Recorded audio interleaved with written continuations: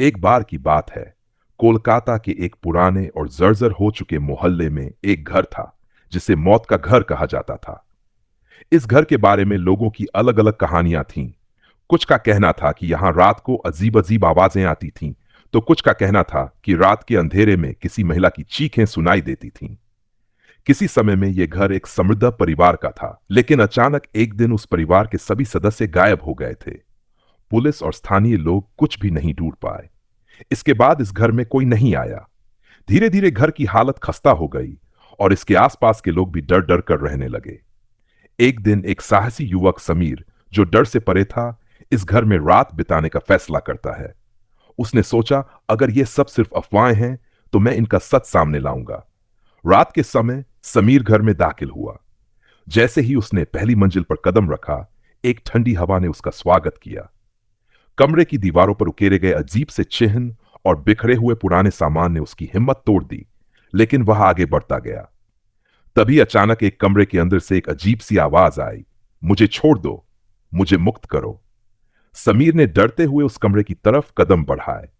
जैसे ही उसने दरवाजा खोला, वहां एक महिला की हल्की सी धुंधली आकृति दिखी जो एक पुरानी दीवार से चिपकी हुई थी। वह महिला देखती हुई बोली, तुम यहां क्यों आए हो? तुम भी वही बनोगे जो हम बने थे। समीर ने पलटकर देखा तो कमरे के अंधेरे कोने से एक साय ने उसे घेर लिया। उसकी सांसें तेज हो गई और दिल की धड़कन कानों तक सुनाई देने लगी। जैसे ही उसने भागने की कोशिश की, साया उसके पीछे आया और उसकी आंखों में अजीब सा भय लाने लगा। उस दिन के बाद समीर का कोई अता पता नहीं चला। उसके बाद इस घर की खौफनाक कहानियां और भी ज्यादा फैल गई। लोग कहते हैं कि वह महिला जो घर में कैद थी, अब भी रात को किसी को अपने पास बुलाती है। कोलकाता के उस मोहल्ले में आज भी लोग उस घर से दूर रहते हैं, क्योंकि वह घर केवल एक घर नहीं, बल्कि एक खौफनाक दंश है जो हर किसी के दिल में डर छोड़ जाता है।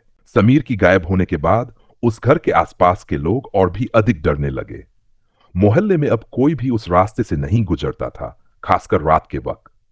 लेकिन कुछ लोग कहते थे कि समीर को जो हुआ वह केवल उसकी किस्मत थी, क्योंकि जो भी उस घर में रात बिताने की कोशिश करता था, वह कभी वापस नहीं लौटता था।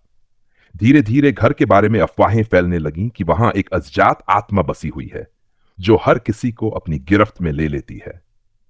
एक दिन कुछ महीने बाद एक समूह कुछ स्थानीय लड़कों का साहसिक अभियान का हिस्सा बना और वे उस घर में घुसने का निर्णय लेते हैं।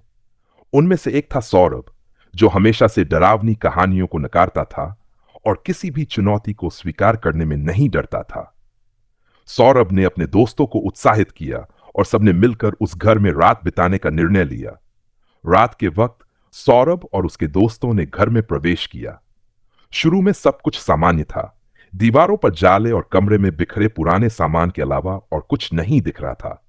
लेकिन जैसे जैसे रात बढ़ी, कमरे में अजीब सी खामोशी छाने लगी। तभी अचानक एक कमरे से जोर से चीखने की आवाज आई, जो उनके शरीर में डर की लहर दौड़ा गई। सौरभ ने सोचा कि यह सब सिर्फ किसी का शरारतपूर्ण खेल होगा, लेकिन जैसे ही वह कमरे में पहुंचा, उसने देखा कि एक हल्की सी धुंधली आकृति महिला की नजरें उस पर जड़ी हुई थीं। वह महिला जो समीर को घेर चुकी थी, अब सौरभ और उसके दोस्तों की ओर बढ़ी। सौरभ ने जैसे ही उसे देखा, उसकी आंखों में एक अजीब सा प्रकाश था, जैसे वह किसी और दुनिया से आई हो। उसकी आंखों में गहरी वेदना और दर्द था।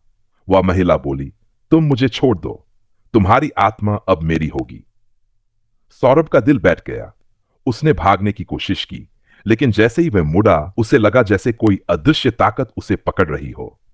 उसके दोस्तों ने भी भागने की कोशिश की, लेकिन सभी एक एक करके उसी महिला के पास खींचे गए, जो धीरे धीरे उनके अंदर घुसती जा रही थी।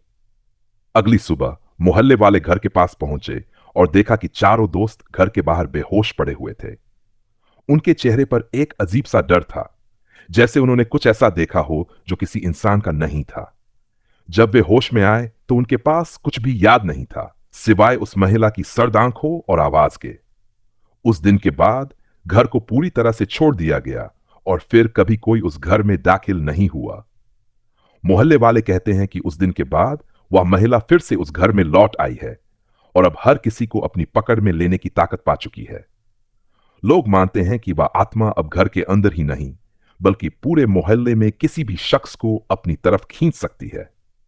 जैसे उसने समीर और सौरभ के दोस्तों के साथ किया था। आज भी कोलकाता के उस इलाके में उस घर के बारे में सिर्फ डरावनी कहानियां ही नहीं, बल्कि अजीब अजीब घटनाएं भी होती हैं। कोई भी उस घर के पास से गुजरने की हिम्मत नहीं करता। समीर और सौरभ के बाद उस घर के पास जाने वाले लोगों की संख्या और भी घट गई। मोहल्ले के बुजुर्गों ने उस घर के बारे में कई और डरावनी कहानियां सुनाई। एक दिन एक स्थानीय लेखक विशाल, जो हॉनर के साथ डरावनी घटनाओं पर लेख लिखता था, इस घर की खौफनाक कहानी पर एक किताब लिखने का फैसला करता है। वह जानता था कि यह घर किसी रहस्य से भरा हुआ था और उसने इसे अपने लेखन का विषय बनाने का निर्णय लिया। विशाल ने कई महीनों तक उस घर के आसपास के लोगों से साक्षात्कार किए और उनके डर को समझने की कोशिश की, लेकिन वह किसी भी ऐसे व्यक्ति से नहीं मिला जो उस घर के भीतर जाने की हिम्मत करता। अंततः विशाल ने ठान लिया कि वह खुद इस घर में रात बिताएगा और जो कुछ भी उसे अनुभव होगा वही किताब में बताएगा। वह रात का समय चुनता है और अकेले ही घर में दाखिल हो जाता है।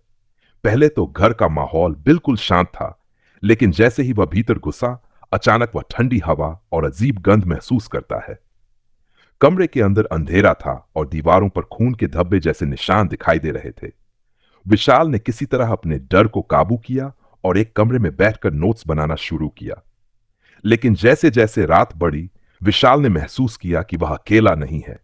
अचानक कमरे की दीवारों पर छायाएं सरकने लगीं। वह खुद को जकड़ा हुआ महसूस करने लगा, जैसे कोई अदृश्य ताकत उसे पकड़ने आ रही हो। उसने चिल्लाकर अपना नाम पुकारा, लेकिन उसकी आवाज भी जैसे निगल ली गई। एक डरावनी हंसी कमरे के अंदर गूंजने लगी और उसे महसूस हुआ कि कोई उसके पास खड़ा है। जैसे ही वह पलटकर देखता है, उसे वही महिला दिखती है जो पहले अन्य लोगों को घेर चुकी थी। उसका चेहरा पूरी तरह से बदला हुआ था। आंखों में घना अंधेरा और होंठों पर एक खौफनाक मुस्कान थी। महिला ने धीरे से कहा, तुम भी आ गए, अब तुम्हारी बारी है।